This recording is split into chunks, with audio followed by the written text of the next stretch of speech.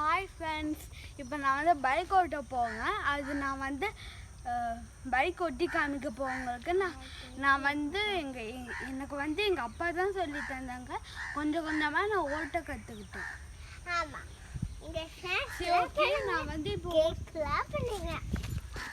நான் ஓட்டி காமிக்கிறேன். கிளிக் பண்ணுங்க.